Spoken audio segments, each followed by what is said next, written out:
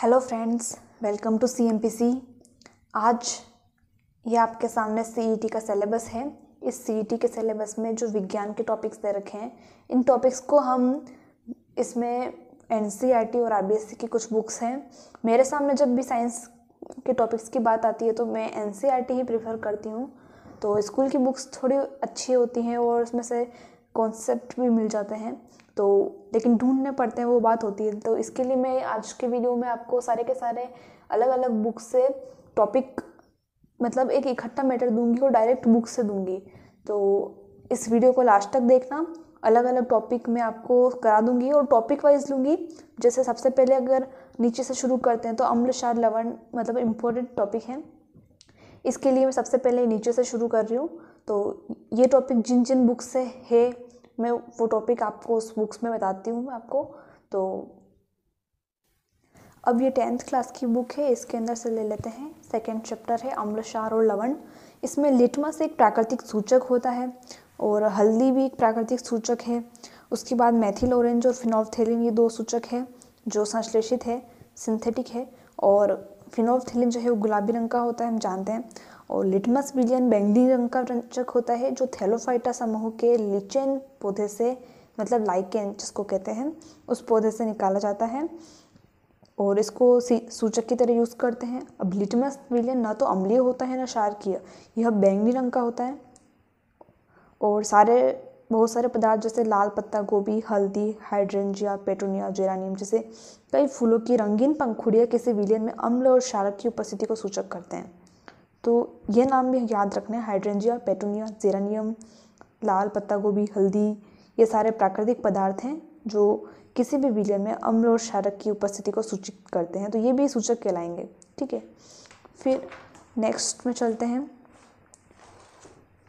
देखो, गंधीय सूचक एक क्या होता है, जस्ट ध्यान रखने के लिए कि जिनकी गंध अम्लीय और क्षारकीय माध्यम में बदल जाती है उनको गंधीय सूचक कहते हैं, ठीक है। फिर नेक्स्ट चलते हैं, इम्पोर्टेंट चीज़ ये डायग्राम अगर आप साइंस से हैं तो जानते होंगे। दानेदार जिंक के टुकड़ों के साथ तनु सल्फ्यूरिक अम्ल की अभिक्रिया और ज्वलन द्वारा हाइड्रोजन गैस की जांच। इस प्रयोग में अगर दानेदार जिंक के टुकड़ों को अपन तनु सल्फ्यूरिक अम्ल उसके साथ अभिक्रिया करवाएंगे तो उसमें एक गैस निकलेगी फटफट की आवाज़ के साथ, और वो गैस कौन सी होगी? Hydrogen gas. ये वाला क्वेश्चन बहुत बार पूछा हुआ है, तो ध्यान रखना। उसके बाद अपन जानते हैं कि अम्ल और धातु की क्रिया से लवण और हाइड्रोजन गैस निकलते हैं, ये उससे निष्कर्ष निकलता है। उसके बाद अपन चलते हैं आगे। चूना पत्थर, खड़िया, संगमरमर और कैल्शियम कार्बोनेट के विविध रूप हैं। ये सब कैल्शियम कार्बोनेट के विविध रूप हैं। सभी धातु कार्बोनेट और हाइड्रोजन कार्बोनेट अम्ल के साथ अभिक्रिया करके संगत लवण, कार्बन डाइऑक्साइड और जल बनाते हैं, ठीक है, जस्ट नॉर्मल। और फिर एक उदासीनीकरण अभिक्रिया है, अम्ल प्लस क्षार टेंड्स टू लवण प्लस जल, सब जानते हैं, जस्ट नॉर्मल छोटी सी चीज़ है। अच्छा, एक बात और कि धात्विक ऑक्साइड को क्षारकीय ऑक्साइड कहते हैं। धात्विक ऑक्साइड को क्षारकीय ऑक्साइड और अधात्विक ऑक्साइड को अम्लीय ऑक्साइड कहते हैं। ये बात ध्यान रखने की है अपने लिए, मतलब ऑप्शनल क्वेश्चन जस्ट एक एक लाइन से बनते हैं तो उसका ध्यान रखना जरूरी होता है। और ग्लूकोज और अल्कोहल का विलयन विद्युत का चालन नहीं करते हैं। अगर आपको पढ़ना है तो ये पूरा मतलब पढ़ सकते हैं, कोई दिक्कत नहीं है, लेकिन जस्ट एक जो कॉन्सेप्चुअल चीज़ है कि ग्लूकोज और अल्कोहल का विलयन विद्युत का चालन नहीं करता है। और उसके बाद है ये वाली लाइन कि जल में अम्ल या क्षारक के घुलने की प्रक्रिया अत्यंत ऊष्माक्षेपी होती है। तो जल में अम्ल या क्षारक के घुलने की प्रक्रिया ऊष्मा का उत्सर्जन करती है, ये बात आपको ध्यान रखनी है। उसके बाद किसी विलयन में उपस्थित हाइड्रोजन आयन की सांद्रता ज्ञात करने के लिए pH स्केल का यूज़ करते हैं। और इसमें P किसका सूचक है? पुसांस का, जो एक जर्मन शब्द है और अर्थ है शक्ति। और pH स्केल के संबंध में आपको ये बात पता है कि 7, किसी का pH मान 7 है तो वो उदासीन कहलाएगा, 7 से कम है तो ये बढ़ती हुई अम्लीय प्रकृति, और 7 से 14 तो बढ़ती हुई क्षारक प्रकृति। तो ये चीज़ आपको ध्यान रखनी है। और अगर लेवल बढ़ाएगा इसमें तो उसमें इसका क्रम पूछ सकता है कि इनको इनकी पीएच मान के बढ़ते हुए क्रम में या घटते हुए क्रम में जमाइए। इसमें नेक्स्ट है कि वर्षा के जल की पीएच मान जब 5.6 से कम हो जाती है तो वो अम्लीय वर्षा कहलाती है। तो अम्लीय वर्षा के जल का पीएच मान पूछ सकते हैं। और हमारा शरीर जो है 7 से 7.8 पीएच परास में कार्य करता है। एक चीज़ और, शुक्र का वायुमंडल सल्फ्यूरिक अम्ल के मोटे श्वेत और पीले बादलों से बना है। ये लाइन आपको याद रख लेनी है बिल्कुल, क्योंकि अम्लक्षार लवण से ही टॉपिक लिया हुआ है। फिर है हमारे पाचन तंत्र का पीएच। तो इसमें क्या होता है, जब पेट में HCl की मात्रा बढ़ जाती है तो उसको मतलब लेवल में करने के लिए एक क्षार की जरूरत पड़ती है जिसको कहते हैं एंटासिड। तो ये एंटासिड अम्ल की अधिक मात्रा को उदासीन करता है। इसके लिए मैग्नीशियम हाइड्रोक्साइड, जैसे कि इसको कहते हैं मिल्क ऑफ मैग्नीशिया, बहुत इंपॉर्टेंट चीज़ है, वैसे सब जानते हैं लेकिन फिर भी इंपॉर्टेंट है, जैसे दुर्बल क्षारक का उपयोग किया जाता है। ये एक बहुत इंपॉर्टेंट चीज़ है, आपको याद रखनी है। फिर है पीएच परिवर्तन के कारण दंत क्षय। मुंह के पीएच का मान 5.5 से कम होने पर दांतों का क्षय प्रारंभ हो जाता है। और दांतों का इनेमल कैल्शियम फॉस्फेट का बना होता है जो शरीर का सबसे कठोर पदार्थ है। ये बात ऑप्शनल के लिए बहुत सही है, ऑब्जेक्टिव क्वेश्चन के लिए सबसे बहुत अच्छा मतलब क्वेश्चन है। यह जल में घुलता नहीं है और मुंह की पीएच का मान 5.5 से कम होने पर संक्षारित हो जाता है। अब मुंह के बैक्टीरिया जो होते हैं वो एसिड उत्पन्न करते हैं। तो एसिड उत्पन्न करते हैं तो उसके लिए अपन को क्षारकीय दंत मंजन का उपयोग करने से अम्ल की अधिक की मात्रा को उदासीन कर सकते हैं और इससे दंतक्षय रोका जा सकता है। तो अगर कोई इससे पीड़ित है दंतक्षय से तो अपने दंत मंजन को क्षारकीय करें, तो इससे मतलब आप बच जाओगे। ठीक है। फिर नेक्स्ट है कि मधुमक्खी का डंक एक अम्ल छोड़ता है जिसके कारण दर्द और जलन का अनुभव होता है। डंक मारे गए अंक में बेकिंग सोडा एक दुर्बल क्षारक है और इसका यूज़ करने से आपको उसमें आराम मिलेगा। और नेटल का जो डंक है वो मेथेनोइक अम्ल छोड़ता है। ठीक है, मधुमक्खी का डंक है तो आपको वहाँ बेकिंग सोडा लगाना है दुर्बल क्षारक के लिए। और नेटल का डंक है तो वो मेथेनोइक अम्ल छोड़ता है। और नेटल के बारे में आप देख सकते हैं ये चीज़। नेटल एक शाखीय पादप है जो जंगलों में उपजता है। इसके पत्तों में डंकनुमा बाल होते हैं जो अगर गलती से छू जाए तो डंक जैसा दर्द होता है। इन बालों से मेथेनोइक अम्ल का स्राव होने के कारण यह दर्द होता है। पारंपरिक तौर पर इसका इलाज डंक वाले स्थान पर डोक पौधे की पत्ती रगड़कर किया जा सकता है। तो नेटल अगर छू जाए तो डोक पौधा की पत्ती आप ध्यान रखें। ये पौधे अधिकतर नेटल के पास ही पैदा होते हैं, तो इस बात का और ध्यान रखना है कि आपको आसपास ही कहीं मिल जाएगा। ये पौधे अधिकतर नेटल के पास पैदा होते हैं। क्या आप डोक पौधे की प्रकृति का अनुमान लगा सकते हैं? बिल्कुल, अगर टॉपिक समझ गए हैं तो लगा सकते हैं, है ना। फिर है कुछ प्राकृतिक एसिड दे रखे हैं, नेचुरल एसिड, प्राकृतिक अम्ल। सिरके में कौन सा होता है? Acetic acid. संतरे में सिट्रिक एसिड, इमली में टार्ट्रिक एसिड, टमाटर में ऑक्जेलिक एसिड, खट्टे दूध या दही में लैक्टिक एसिड, नींबू में साइट्रिक एसिड, चीटिंग के डंक में मेथेनोइक एसिड और नेटल के डंक में भी मेथेनोइक एसिड। ये आप जानते हैं। फिर है नेक्स्ट बेकिंग सोडा, जो कि है खाने का सोडा। और ये आपके सिलेबस में पूरा एक अलग टॉपिक है जो कि क्वेश्चन बनने में पूरे चांसेस है, क्योंकि छोटा टॉपिक है और पूरा अलग से दे रखा है। तो सोडा का उपयोग आमतौर पर स्वादिष्ट खस्ता पकौड़े बनाने के लिए करते हैं। यौगिक का रासायनिक नाम सोडियम हाइड्रोजन कार्बोनेट है और कच्चे पदार्थों में सोडियम क्लोराइड का उपयोग कर इसका निर्माण करते हैं। ये अभिक्रिया दे रखी है NaCl, उसमें जल, कार्बन डाइऑक्साइड और अमोनिया। ये करेंगे तो अमोनियम क्लोराइड और सोडियम हाइड्रोजन कार्बोनेट बन जाएगा। उसके बाद है इसके उपयोग, तो सोडियम हाइड्रोजन कार्बोनेट इसका उपयोग तो बेकिंग पाउडर बनाने में जो बेकिंग सोडा और टार्ट्रिक अम्ल जैसा एक मंद खाद्य अम्ल का मिश्रण है। जब बेकिंग पाउडर को गर्म किया जाता है और जल में मिलाया जाता है तो कौन सी अभिक्रिया होती है? सोडियम हाइड्रोजन कार्बोनेट किसी एसिड से इसको H+ आयन मिला तो किसमें कार्बन डाइऑक्साइड गैस निकली, जल निकला। भाप के रूप में, और अम्ल का सोडियम लवण। ठीक है, फिर है इस अभिक्रिया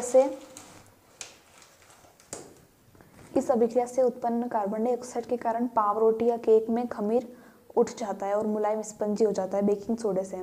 और सोडियम हाइड्रोजन कार्बोनेट भी एंटासिड का एक संगठन है, ये बात आपको ध्यान रखनी है। एंटासिड का एक संगठक है सोडियम हाइड्रोजन कार्बोनेट, और क्षारीय होने के कारण पेट में अम्ल की अधिकता को उदासीन करके राहत पहुंचाता है। इसका उपयोग सोडा अम्ल अग्निशामक में भी करते हैं, तो उपयोग भी पूछ सकते हैं। फिर है नेक्स्ट धोने का सोडा। इसके बारे में जानते हैं कि सोडियम कार्बोनेट और 10H2O ये है क्रिस्टलन जल, आपको पता होगा। धोने का सोडा कहते हैं। एक अन्य रसायन जिसे सोडियम क्लोराइड से प्राप्त करते हैं। सोडियम क्लोराइड क्या है? नमक। फिर है बेकिंग सोडा को गर्म करके सोडियम कार्बोनेट प्राप्त किया जा सकता है। सोडियम कार्बोनेट के पुनः क्रिस्टलीकरण से धोने का सोडा प्राप्त होता है, और यह एक क्षारकीय लवण है, ये भी एक क्षार है मतलब। और सोडियम कार्बोनेट में 10H2O, तो सोडियम कार्बोनेट डॉट 10H2O, ठीक है, मतलब ये क्रिस्टलन जल इसमें ऐड हो जाता है। फिर धोने के सोडे का उपयोग, सोडियम कार्बोनेट का उपयोग कांच, साबुन, कागज के उद्योगों में होता है। इसका उपयोग बोरेक्स जैसे सोडियम यौगिक के उत्पादन में होता है। सोडियम कार्बोनेट का उपयोग घरों में साफ सफाई के लिए होता है, और जल की स्थायी कठोरता को हटाने के लिए इसका उपयोग होता है। शुष्क दिखने वाले कॉपर सल्फेट क्रिस्टलों में क्रिस्टलन का जल होता है। जब हम क्रिस्टल को गर्म करते हैं तो जल हट जाता है और लवण का रंग श्वेत हो जाता है। यदि आप क्रिस्टल को पुनः जल से भिगोते हैं तो क्रिस्टल का नीला रंग वापस आ जाता है। मतलब पहले वो नीले रंग का होता है, अपन उसको गर्म करेंगे तो जल हट जाएगा तो श्वेत रंग का हो जाएगा, और वापस अगर जल डालेंगे तो वापस नीला रंग का हो जाएगा। कहने का मतलब सीधी सी बात है। लवण के एक सूत्र इकाई में जल के निश्चित अणुओं की संख्या को क्रिस्टलन जल कहते हैं। कॉपर सल्फेट के एक सूत्र में जल के 5 अणु उपस्थित होते हैं, मतलब 5H2O, है ना। फिर एक जिप्सम एक अन्य लवण है जिसमें क्रिस्टलन का जल होता है। फिर नेक्स्ट प्लास्टर ऑफ पेरिस पाए जाते हैं, ये भी अलग से पूरा टॉपिक दे रखा है।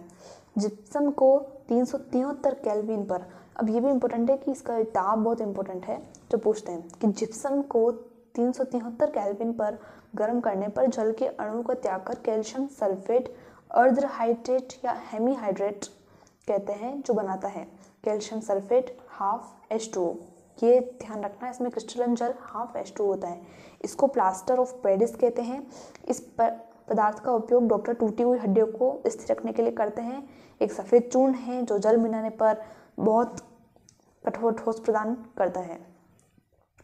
और प्लास्टर ऑफ पेरिस की ये पूरी की पूरी अभिक्रिया है। Calcium sulphate ½ H2O plus 1½ H2O then 2H2O gypsum प्राप्त हो जाता है। अब प्लास्टर ऑफ पेरिस के उपयोग की बात करें तो खिलौना बनाने के लिए, सजावट का सामान, सतह को चिकना बनाने के लिए इसका उपयोग करते हैं। ठीक है, अब आपके सामने एक क्वेश्चन है, अपच का उपचार करने के लिए निम्न में से कौन सी औषधि का उपयोग होता है? एंटीबायोटिक या प्रतिजैविक, एनाल्जेसिक यानी कि पीड़ाहारी, एंटासिड या एंटीसेप्टिक। वैसे तो मैंने टिक कर रखे हैं जब पढ़े थे तब, तो आपको सही आंसर पता चल गया है, एंटासिड इसका सही आंसर है।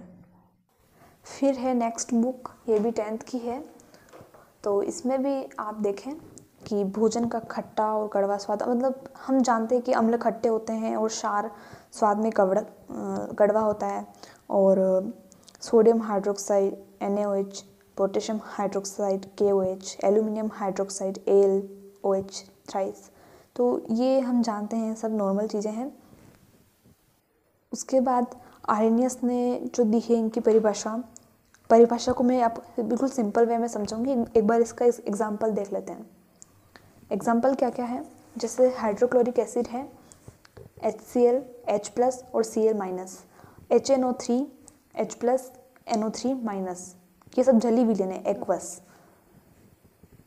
फिर सल्फ्यूरिक अम्ल H+ और SO4 2-, तो ये सब अम्ल है क्योंकि जलीय विलयन में H+ आयन देते हैं। यह मुक्त प्रोटॉन यानी हाइड्रोजन आयन अत्यधिक क्रियाशील है, अतः जल से क्रिया करके हाइड्रोजन आयन देता है। उसके बाद ब्रास्टेड-लियोरी संकल्पना, ये भी, इसकी डेफिनेशन भी मैं आपको बिल्कुल कंपैरिजन करके बताऊंगी, अलग अलग संकल्पनाएं हैं जो। एग्जाम्पल पहले देख लेते हैं। अम्ल और क्षारक, संयुग्मी क्षार और संयुग्मी अम्ल, जस्ट सी। तीसरी आती है अम्ल क्षार की लुईस संकल्पना। तो इसकी भी डेफिनेशन मैं आपको बताती हूँ। यहाँ पे देख लें, BF3 इसने अम्ल लिया है और अमोनियम आयन क्षार में लिया है। तो लुईस अम्ल कौन कौन से हैं वो देख लेना, इम्पोर्टेंट है। BF3, Al, Cl3, magnesium ion, sodium ion. फिर लुईस क्षार कौन कौन से हैं? H2O इलेक्ट्रॉन वाले, NH3 2 इलेक्ट्रॉन, OH माइनस और Cl माइनस। ठीक है, अब देखो मैंने इसको सीधी सी बात में मतलब कर लिया है कि आरएनएस संकल्पना के अनुसार जो H+ आयन देते हैं वो एसिड है और जो OH माइनस आयन देते हैं वो बेस है। ब्रास्टर लोरी कहता है कि जो प्रोटॉन दाता है वो अम्ल है और जो प्रोटॉन ग्राही मतलब प्रोटॉन ग्रहण करता है वो क्षार है।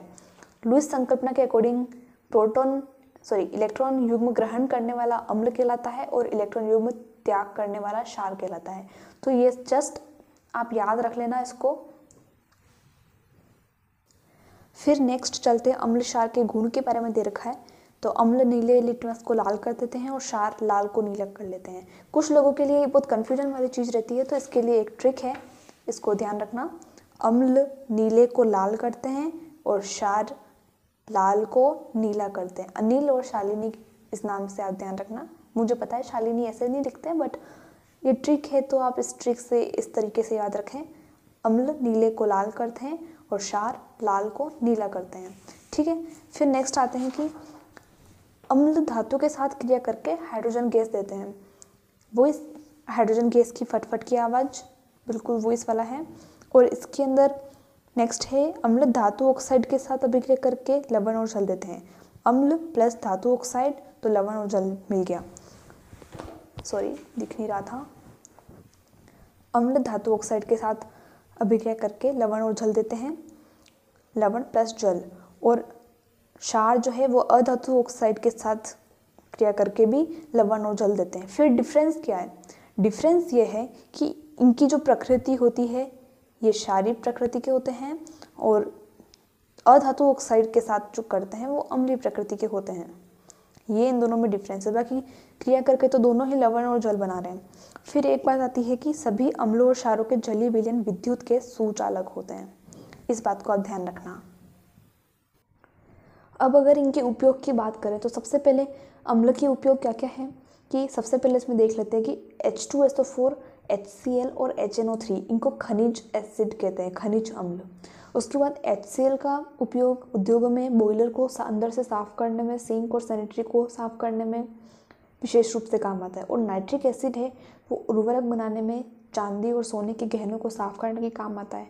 फिर आती है 1 भाग HNO3 और 3 भाग HCl को मिलाने पर अम्लराज यानी कि एक्वा रेजिया बनता है। इस एक्वा रेजिया के बारे में एक इम्पोर्टेंट चीज़ तो दूसरी वाली 10th की बुक में दे रखी है, ये मैं आपको बता देती हूँ। एक्वा रेजिया रॉयल जल का लैटिन शब्द है। ये एक नई चीज़ है जो NCERT में दे रखी है, बट अगर एग्जाम में आ जाए तो याद नहीं रहती है। और इसको 3:1 के अनुपात में सांद्र हाइड्रोक्लोरिक एसिड और सांद्र नाइट्रिक एसिड का ताज़ा मिश्रण होता है। 3:1 concentrate HCl and concentrate HNO3। यह गोल्ड को गला सकता है, जबकि दोनों में से किसी भी अम्ल में अकेले में ये क्षमता नहीं होती है। एक परिज्य भभकता द्रव कहलाता है और प्रबल संक्षारक है। यह उन अभिकर्मकों में से एक है जो गोल्ड और प्लेटिनम को गलाने में समर्थ है, इसलिए इनको साफ करने के लिए इनका यूज़ करते हैं। फिर एसिटिक एसिड भी सिरके के रूप में खाद्य पदार्थों को, अचार आदि को संरक्षित करने में, लकड़ी के फर्नीचर आदि को साफ करने में काम आता है। तो ये सब इनके अम्लों के उपयोग थे। उसके बाद अब आते हैं क्षार के उपयोग में। क्षारों में क्या होता है कि साबुन, अपमार्जक, कागज उद्योग, मैक्सिमम इसका उपयोग जो है उद्योगों में होता है। वस्त्र उद्योग में सोडियम हाइड्रोक्साइड का उपयोग होता है। कैल्शियम हाइड्रोक्साइड का उपयोग मिट्टी की अम्लता को दूर करने के लिए करते हैं। फिर है मैग्नीशियम हाइड्रोक्साइड, ये अपन ने पढ़ लिया है पेट की अम्लता के लिए। कैल्शियम कार्बोनेट जो कि संगमरमर का फर्श बनाने में, धातु कर्म में, लोहे के निष्कर्षण में, सीमेंट बनाने में इसका उपयोग करते हैं कैल्शियम कार्बोनेट का। फिर है सिल्वर नाइट्रेट। फोटोग्राफी में अमोनियम नाइट्रेट का उपयोग उर्वरक और विस्फोटक बनाने में, फिटकरी को जल के शोधन में प्रमुखता से उपयोग करते हैं। ये चीज़ इसमें ध्यान रखने की है। फिर आता है बेकिंग सोडा, खाने का सोडा, जो कि सिलेबस में है, और सोडियम हाइड्रोजन कार्बोनेट। हालांकि जो भी अभी अपन ने उस बुक में पढ़ी थी वो सब चीज़ें हैं, ज़्यादा एक्स्ट्रा कुछ नहीं है। श्वेत क्रिस्टलीय ठोस है, जल में अल्प विलेय है, जल में इसका विलयन क्षारीय होता है, इसे गर्म करने पर कार्बन डाइऑक्साइड गैस निकलती है। फिर उपयोग है खाद्य पदार्थों के बेकिंग पाउडर में।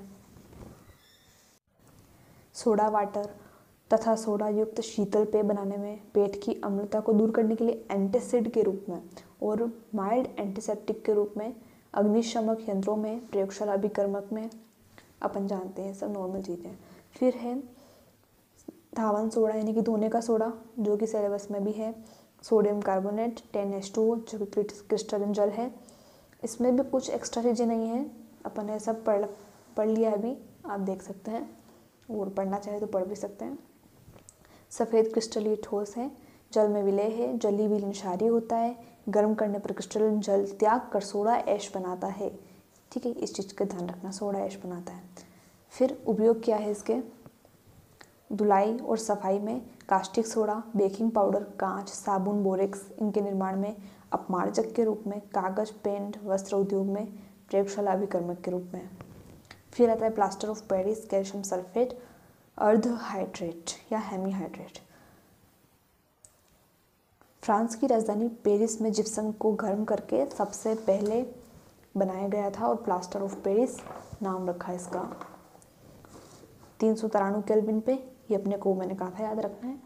और इसको और अधिक गर्म करने पर संपूर्ण क्रिस्टलन जल निकल जाता है और मृत तापित प्लास्टर प्राप्त होता है। इस चीज़ का ध्यान रखना है। फिर यह ठोस और चिकना पदार्थ है, जल मिलाने पर 15 से 20 मिनट में जमकर कठोर हो जाता है और ठोस हो जाता है। और इसका उपयोग कहाँ करते हैं, टूटी हुई हड्डी में, भवन निर्माण में, दंत चिकित्सा में, मूर्तियाँ और सजावटी सामानों को बनाने में और अग्नि सह पदार्थ बनाने में। फिर है नेक्स्ट साबुन और अपमार्जक।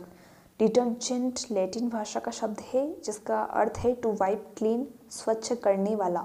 साबुन में क्या है, सोडियम और पोटेशियम के लवण होते हैं और कार्बन 12 से कार्बन 18 कार्बन परमाणु वाले इनकी श्रृंखला ये होती है।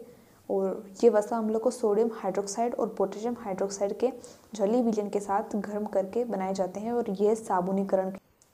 आप इसकी ये देख सकते हैं इसकी पूरी अभिक्रिया को, ये अभिक्रिया अगर पूछ ले तो इम्पोर्टेंट भी है। और उसके बाद उच्च वसीय अम्लों के सोडियम और पोटेशियम लवणों से बने साबुन जल में विलय होते हैं। इनमें पोटेशियम साबुन अत्यधिक मृदु होते हैं, इन्हें शेविंग, शैम्पू आदि बनाने के लिए काम में लेते हैं। और पारदर्शी साबुन बनाने के लिए ग्लिसरीन का यूज़ करते हैं। ठीक है, पारदर्शी साबुन बनाने के लिए किसका, ग्लिसरीन का यूज़ करते हैं।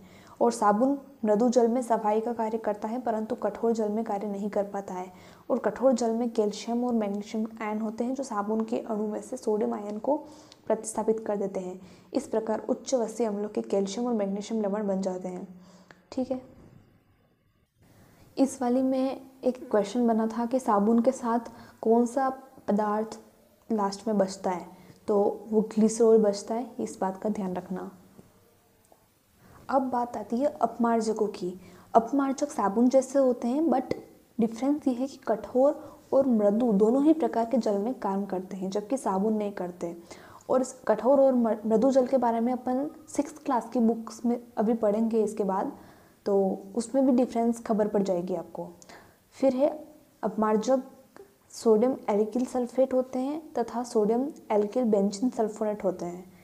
ठीक है, इन अपमार्जकों के सोडियम आयन कैल्शियम आयन या मैग्नीशियम आयन से प्रतिस्थापित होकर कैल्शियम सल्फोनेट या मैग्नीशियम सल्फोनेट बनाते हैं। और ये सल्फोनेट जल में घुलनशील नहीं होते हैं, इसलिए इजीली सफाई हो जाती है। अब संश्लेषित अपमार्जक जो है वो जल प्रदूषण की समस्या करते हैं क्योंकि जो जल में बैक्टीरिया होते हैं वो इनका अपघटन नहीं कर पाते हैं, सीधी सी बात है। उसके बाद आती है कि लंबी और कम शाखित हाइड्रोकार्बन श्रृंखला वाले बेंजीन सल्फोनेट अपमार्जक का प्रयोग किया जाता है। मतलब अपमार्जक ये वाले यूज़ होते हैं। उसके बाद आती है मिसेल, निर्माण क्या होता है, मतलब मिसेल क्या चीज़ होती है। साबुन और अपमार्जक द्वारा मिसेल बनाकर शोधन की प्रक्रिया की जाती है, जबकि सर्वप्रथम सोडियम स्टीरेट्स जैसे साबुन के जल अणुओं का जल में आयनन होता है। मैं आपको सीधी सी चीज़ बता देती हूँ कि एक मिसेल होता क्या है।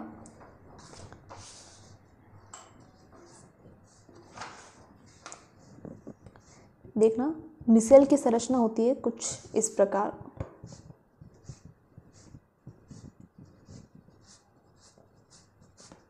थोड़े ज़्यादा बना लिए हैं मैंने, बट कोई नहीं। ये शाखित श्रृंखला है इनके।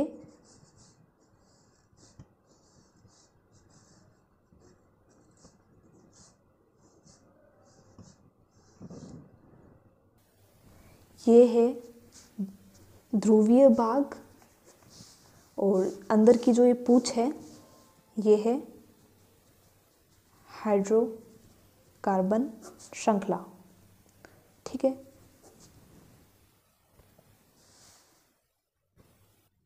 ध्रुवीय भाग को कहते हैं जल स्नेही, और जो ये हाइड्रोकार्बन श्रृंखला है इसको कहते हैं जल विरोधी। ठीक है। अब इसमें क्या होता है कि जब कोई गंदगी इनके संपर्क में आती है तो ये इनकी जो पूंछ है, ये पूंछ उस गंदगी को आकर्षित करती है, तो गंदगी बीच में हो जाती है और आजू बाजू सारे के सारे ये जो है ध्रुवीय भाग ये सब बाहर की तरफ हो जाते हैं, और ये जो बाहर के भाग हैं ये आकर्षित करते हैं जल को, और ये जल को आकर्षित करते हैं तो जल के अणु इनको अलग से लेके और बाहर निकाल देते हैं। मतलब कि गंदगी सारी साफ हो जाती है। कैसे? गंदगी इसके अंदर चली गई, उसके आजू बाजू ये मिसेल बन गए, और उससे जल के अणु से जब पानी से धोते अपन उसको, तो पानी सारा का सारी गंदगी इनको निकाल के ले चलते हैं। आप मिसेल के इस डायग्राम को देख सकते हैं।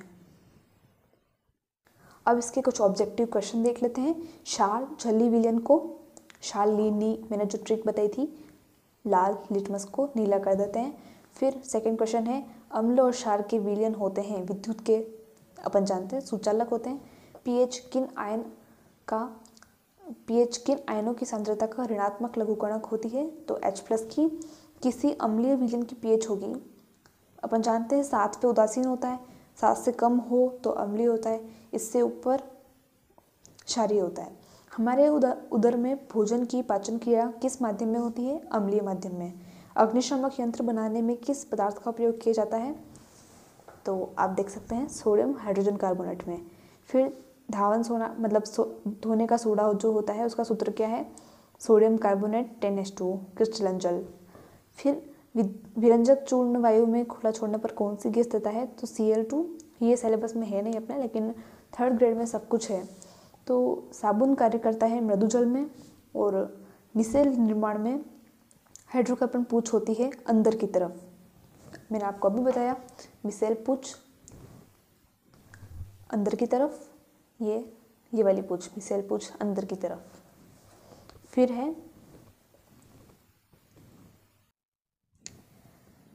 है प्रोटॉन ग्रहण करने वाले यौगिक क्षार कहलाते हैं, जैसा कि मैंने आपको बताया प्रोटॉन ग्राही क्षार कहलाते हैं। फिर लेते हैं नेक्स्ट बुक क्लास 7 की। तो उसमें क्या है कि जो प्राकृतिक लिटमस है, प्राकृतिक सूचक, तो हल्दी है, लिटमस है, गुड़हल की पत्तियां हैं, ये सब प्राकृतिक सूचक है। और फिनोल्फथालीन, मेथिल ऑरेंज, ये दोनों मानव निर्मित सूचक है। तो ये चीज़ वैसे 10th की बुक में पढ़ ली थी, लेकिन फिर भी इसको ध्यान रखें। एक इम्पोर्टेंट चीज़ कि घरों में अचार, नींबू का रस, अमचूर की चटनी, ये सब रखने के लिए धातुओं के पात्र यूज़ नहीं करते, क्योंकि वो जो है उनसे अभिक्रिया करके कोई विषैला पदार्थ बना देते हैं। तो ये चीज़ ध्यान रखनी है। एक चीज़ देखना कि शोरे का जो अम्ल है, शोरे का अम्ल किसको कहते हैं? HNO3 को। सोडियम क्लोराइड हम जानते हैं NaCl। गंधक का अम्ल ये कहते हैं H2SO4 को। खाने का सोडा NaHCO3। सिरका किसको कहते हैं? एसिटिक एसिड को। बुझा हुआ चूना कैल्शियम ऑक्साइड को। अच्छा, थोड़ी देर पहले जो मैं मृदु जल और कठोर जल की बात कर रही थी, तो वो चीज़ ये है कि जो जल साबुन के साथ आसानी से अधिक झाग देता है वो मृदु जल कहलाता है, और साबुन के साथ कम झाग देने वाला जल कठोर जल कहलाता है। अच्छा, जल में कठोरता क्यों उत्पन्न होती है? तो उसके लिए ये है कि जल में कैल्शियम और मैग्नीशियम के क्लोराइड, सल्फेट और बाइकार्बोनेट लवणों के घुले होने से जल में कठोरता उत्पन्न होती है। ये सब भी इस बुक में है तो इम्पोर्टेंट है। साबुन और अपमार्जक के बारे में थोड़ी सी चीज़ यहाँ पे इम्पोर्टेंट देख लेते हैं। एक तो पारदर्शी साबुनों के बारे में ये है कि इसका निर्माण करने के दौरान ग्लाइकोल को मिलाया जाता है इसमें, और शैम्पू, शेविंग क्रीम और झाग उत्पन्न करने वाले पदार्थ सामान्यतः उच्च वसीय अम्लों के पोटेशियम लवण होते हैं, और साबुन कठोर जल के साथ झाग उत्पन्न नहीं करता है, ये अपन सब पढ़ चुके हैं वैसे तो। और इसमें इम्पोर्टेंट ये है कि जैसे सोडियम है, सोडियम धातु को केरोसिन के तेल में रखा जाता है क्योंकि वो आग कर लेता है, ये अपन सब जानते हैं। फिर एक चीज़ है, साबुन के पतले बुलबुले का रंग का कारण है व्यातीकरण। ठीक है, इसको ध्यान रखना। एकदम पतले बुलबुले के रंग का कारण क्या है? व्यातीकरण। फिर इसमें कुछ ही अपमार्जक के दे रखे हैं तो ये आप पढ़ सकते हैं। अपमार्जक साबुन से किफ़ायती और बेहतर है क्योंकि यह पेट्रो उत्पाद सब प्रकार के जल में प्रभावी है। अम्ल क्षार वाले टॉपिक में वैसे तो अपन ने सब पढ़ लिया है, लेकिन एक चीज़ है कि अम्ल के विपरीत गुणों वाले पदार्थ को एल्कली कहा गया। एल्कली अरबी भाषा के शब्द एल-कली मतलब जिसका अर्थ है पौधे की राख, उससे लिया गया है। कुछ पीएच मान दे रखे हैं, जैसे NaOH का 14, NH3 का 11.6, खून का पीएच 7.3 से 7.5, मूत्र का 5.5 से 7.5, कॉफ़ी का 4.5 से 5.5, टमाटर का रस उसका पीएच 4.0 से 4.4, नींबू का रस 2.2 से 2.4 और HCl का 0। हमने NCERT के सारे अम्ल क्षार, लवण, ब्लीचिंग पाउडर, खाने का सोडा, प्लास्टर ऑफ पेरिस, साबुन, अपमार्जक, ये सारे टॉपिक ले लिए हैं और सारे के सारे NCERT और RBSC इनकी बुक से सब कवर कर लिए हैं।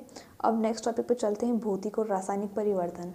तो सबसे पहले ये जानना जरूरी है कि भौतिक परिवर्तन और रासायनिक परिवर्तन में से डिफरेंस क्या है। तो भौतिक परिवर्तन में कौन कौन से परिवर्तन होते हैं, जैसे रंग, कठोरता, दृढ़ता, बहाव, घनत्व, द्रवणांक, क्वथनांक, ये सब जो है भौतिक गुण कहलाते हैं। और रासायनिक गुण किनको कहते हैं? जो रासायनिक गुणधर्मों में परिवर्तन लाता है और हम नया पदार्थ प्राप्त करते हैं, उसको कहते हैं रासायनिक परिवर्तन। भौतिक परिवर्तन के बारे में आपके सामने दिया हुआ है। एग्जाम्पल में क्या देखते हैं? सोने का पिघलना, कांच का टूटना, शक्कर का पानी में घुलना, लोहे का चुंबक में बदलना, संघनन, आसवन, ऊर्ध्वपातन, ये सब जो है भौतिक परिवर्तन के उदाहरण है। भौतिक परिवर्तन के गुण क्या क्या है? भौतिक परिवर्तन में पदार्थ के भौतिक गुणों यथा आयतन, अवस्था, ताप, घनत्व, रंग आदि में परिवर्तन होता है। इसके रासायनिक संगठन, रासायनिक गुणों में कोई परिवर्तन नहीं होता है, यह उत्क्रमणीय है। भौतिक परिवर्तन उत्क्रमणीय है, ठीक है, यह परिवर्तन अस्थायी होता है। फिर आती है बात रासायनिक परिवर्तन की। तो रासायनिक परिवर्तन के एग्जाम्पल क्या है? कोयले का जलना, लोहे पर जंग लगना, दूध से दही बनना, अवक्षेपण, दहन, किण्वन, ये सब जो प्रक्रियाएं हैं ये सब रासायनिक प्रक्रियाएं हैं, इस बात का ध्यान रखना। ऑप्शन में कुछ भी पूछ ले तो ये शब्द आपको ध्यान होने चाहिए। फिर आते हैं रासायनिक परिवर्तन के गुण। तो गुण में क्या है? रासायनिक परिवर्तन से जो नए पदार्थ बनते हैं वे मूल पदार्थ से रासायनिक गुण और संगठन में भिन्न होते हैं। यह परिवर्तन अनुत्क्रमणीय होता है, जबकि भौतिक परिवर्तन क्या था? उत्क्रमणीय था। यह परिवर्तन स्थायी होता है और इसमें भौतिक और रासायनिक गुण दोनों बदल जाते हैं। इसमें भी आप देखना भौतिक परिवर्तन एग्जाम्पल क्या क्या है? द्रवण, गलन, आसवन, ऊर्ध्वपातन, ये सब जो है भौतिक परिवर्तन है। फिर रासायनिक परिवर्तन क्या है? जंग लगना, अपघटन अभिक्रियाएं, किण्वन, और जो भी है अलग अलग, आपको अलग अलग बुक से बता रही हूँ मैं ताकि ये आपकी हेल्प करेगा, ताकि कोई एग्जाम्पल छूट नहीं जाए। अगर आप पढ़ के याद रख सकते हैं तो बहुत अच्छी बात है, नहीं तो भौतिक और रासायनिक परिवर्तन में डिफरेंस करना ईजी होता है। अब आ जाते हैं छोटी क्लास की बुक पे। पदार्थों के भौतिक और रासायनिक परिवर्तन पूरा टॉपिक है। और इसमें एक बात मैंने आपको कही थी कि अभी भौतिक परिवर्तन उत्क्रमणीय होता है और रासायनिक परिवर्तन अनुत्क्रमणीय होता है। तो उत्क्रमणीय और अनुत्क्रमणीय कहते हैं किसको? उत्क्रमणीय का मतलब है जो सीधी के साथ साथ उल्टी दिशा में भी संभव है, और अनुत्क्रमणीय का मतलब होता है कि जो सिर्फ एक ही दिशा में संभव है, इसके बाद वापस इस प्रोडक्ट को वापस पुराने वाले प्रोडक्ट में कन्वर्ट करना पॉसिबल नहीं है। ठीक है, तो इस बात का ध्यान रखना है। फिर आते हैं भौतिक परिवर्तन। तो इसके अंदर एग्जाम्पल देख लो इसके कि बर्फ़ का पिघलना, नमक का जल में घुलना, बल्ब का प्रकाश होना, ब्लेड को ज्वाला पर गर्म करना, जल से वाष्प बनना, भाप का जल में बदलना, ये सब भौतिक परिवर्तन है। इसके ध्यान रखना, इसमें एक पूरा टॉपिक अलग से दे रखा है कि क्रिस्टलीकरण। क्रिस्टलीकरण एक भौतिक परिवर्तन है। ये चीज़ बहुत इम्पोर्टेंट है, इस चीज़ को ध्यान रखना। पूरा इसको पूरे के पूरे एक प्रयोग से, गतिविधि से दर्शा रखा है, आप इसको देख सकते हैं। उसके बाद रासायनिक परिवर्तन के एग्जाम्पल भी इसमें दे रखे। मोमबत्ती का जलना, दही जमना, टायर का जलना, भोजन का पाचन, लोहे पर जंग लगना, त्योहारों पर पटाखे और फुलझड़ी का जलना, मैग्नीशियम के फीते का जलना, ये सब रासायनिक परिवर्तन है। ठीक है, मैग्नीशियम जब जलता है तो मैग्नीशियम जलेगा तो वो ऑक्सीजन वायुमंडल में उपस्थित ऑक्सीजन के साथ संयोग करेगा, तो उसमें क्या बनेगा? मैग्नीशियम ऑक्साइड, जो कि नया पदार्थ बनता है। एक चीज़ इसमें आती है कि लोहे और इस्पात को जंग से सुरक्षित रखने के लिए लोहे पर जिंक धातु की एक परत चढ़ाई जाती है। इस प्रक्रिया को कहते हैं यशद लेपन या गैल्वेनीकरण। ठीक है, लोहे के साथ कार्बन, मैंगनीज, निकेल, क्रोमियम मिलाने पर इस्पात यानी कि स्टेनलेस स्टील प्राप्त होता है, जो कठोर होता है और उस पर जंग नहीं लगता है। इसमें नहीं लिख रखा है, देखो, नहीं लगता है। ठीक है, जंग लगने के संदर्भ में इसमें बुक में ये चीज़ दे रखी है कि दिल्ली के पास कुतुब मीनार के पास मेहरौली का लौह स्तंभ आज भी इस पर जंग नहीं लगा है। तो इसके लिए कह रखा है कि इसके निर्माण के समय उन्होंने इसमें फॉस्फोरस मिलाया होगा, विभिन्न पदार्थों के मिश्रण से रंगा होगा, फिर इसे तेज गर्म किया होगा। दिल्ली के अलावा सूर्य मंदिर, कोणार्क उड़ीसा आदि, मूकाम्बिका मंदिर कोल्लूर कर्नाटक, धार MP, इनके भी उत्कृष्ट लोह स्तंभ प्राचीन भारतीय धातु कर्म की गाथा को उजागर करते हैं। इस चीज़ को ध्यान में रख लेना है, पूछ सकते हैं। कुछ और रासायनिक परिवर्तनों के बारे में जानते हैं, जैसे कटे सेब को वायु में खुला छोड़ने पर रंग बदलना। तो क्या रीज़न है, वो रीज़न दे रखे हैं। सेब में लोहा आयरन होता है, जिसके कारण काटने के पश्चात थोड़ी देर में वायु में पड़ा रखने पर लोहा वायु की ऑक्सीजन से क्रिया करके आयरन ऑक्साइड बना लेता है और इसलिए रंग लाल भूरा हो जाता है। फिर है मेहंदी कैसे रचती है। तो मेहंदी में क्विनोन, नेफ्थाक्विनोन, लासोन जैसे रासायनिक यौगिक होते हैं। लासोन स्वयं रंगहीन होता है, बट जब वायु और सूर्य के प्रकाश के संपर्क में आता है तो लाल रंग का एक यौगिक बनाता है। फिर है जादूगर की सच्चाई। तो जादूगर के बारे में दे रखा है। तो एक एग्जाम्पल है कि पानी से भरे गिलास में आग लगना। तो इस जादू में जादूगर अपनी नज़र बचाकर पानी में सोडियम का टुकड़ा डालता है। सोडियम पानी से बिखरे करके हाइड्रोजन गैस बनाता है, इससे ऊष्मा उत्पन्न होती है और ऊष्मा हाइड्रोजन गैस के जलने के कारण आग की चिंगारी पैदा होती है और अपन को लगता है कि जादू से उसने पानी में आग लगा दी।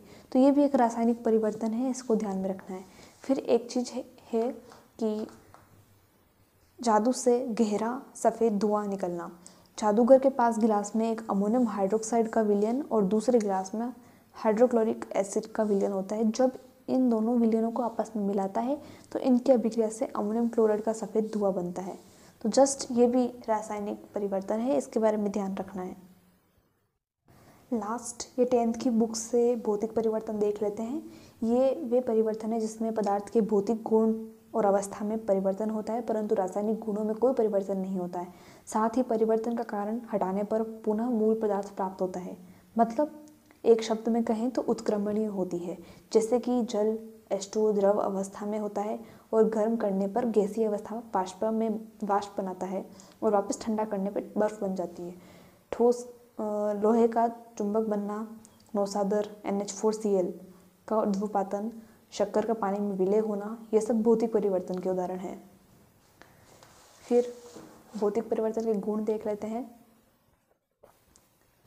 पदार्थ के केवल भौतिक गुणों यथा अवस्था, रंग, गंध, ये सब अपन ने पढ़ लिया है। परिवर्तन अस्थायी होता है, नए पदार्थ का निर्माण नहीं होता है, और ये वे परिवर्तन है जिसमें पदार्थ के रासायनिक गुणों तथा संगठन में परिवर्तन होता है और नया पदार्थ बनता है। रासायनिक परिवर्तन होने पर परिवर्तन का कारण हटाना आवश्यक नहीं है कि प्रारंभिक पदार्थ प्राप्त हो, मतलब ये अनुत्क्रमणीय होती है ना। जैसे कोयले को जलाने पर कार्बन डाइऑक्साइड गैस बनती है, तो ये एक रासायनिक परिवर्तन का उदाहरण है। फिर गुण देख लेते हैं कि रासायनिक परिवर्तन के फलस्वरूप बनने वाला पदार्थ रासायनिक गुणों और संगठन में प्रारंभिक पदार्थ से पूर्णतः भिन्न होता है। सामान्यतः पुनः पदार्थ प्राप्त नहीं होता है, परिवर्तन स्थायी होता है, नए पदार्थ का निर्माण होता है। जस्ट नॉर्मल चीज़ें हैं। आज की वीडियो में आपको भौतिक परिवर्तन और रासायनिक परिवर्तन और अम्ल, क्षार और लवण, ये दोनों टॉपिक पूरे कंप्लीट करा दिए हैं। वीडियो थोड़ा लंबा हो गया है, अप्रॉक्स 40 मिनट्स का, तो इसलिए इस वीडियो को यहीं स्टॉप कर रही हूँ। अगर आपको ये वीडियो अच्छा लगा तो please like, comment and share करें। और CET के एग्ज़ाम के हिसाब से है, ये पूरा CET का सिलेबस है, ठीक है, तो इस बात का ध्यान रहे। और CET के लिए सारे टॉपिक इम्पोर्टेंट है जो यहाँ पे बताए जा रहे हैं। और साथ में आपको एक सूचना देनी थी कि तृतीय श्रेणी साइंस और मैथ्स की क्लासेस स्टार्ट हो चुकी हैं, तो प्लीज़ 3rd ग्रेड साइंस और मैथ्स की क्लासेस देखने के लिए CMPC चैनल पे जाएं, जिस चैनल पे आप ये वीडियो देख रहे हैं अभी। तो इसके साथ आप टेलीग्राम चैनल भी ज्वाइन करें। टेलीग्राम पे सारी की सारी सूचनाएं आपको दी जाती है। आप क्लासेस के लिए यूट्यूब चैनल ही ज्वाइन करें, ये बात मैं फिर से कह रही हूँ। और टेलीग्राम चैनल ज्वाइन करें क्योंकि टेलीग्राम पे ही सारी सूचनाएं दी जाती है। और यूँ है, बात यह है कि दरअसल अलग अलग जगह लोग कमेंट करके पूछते हैं, आप टेलीग्राम चैनल ज्वाइन नहीं करते हैं और फिर अलग अलग कमेंट करके पूछते हैं कि सर क्लासेस कहाँ से कब स्टार्ट हो रही है। तो अलग अलग पूछने की ज़रूरत ना पड़े, इसके लिए आप टेलीग्राम चैनल ज्वाइन कर लेवें। टेलीग्राम का लिंक डिस्क्रिप्शन में दिया गया है, आप वहाँ से ज्वाइन कर लेवें। और मिलते हैं अगले वीडियो में, तब तक के लिए थैंक्स।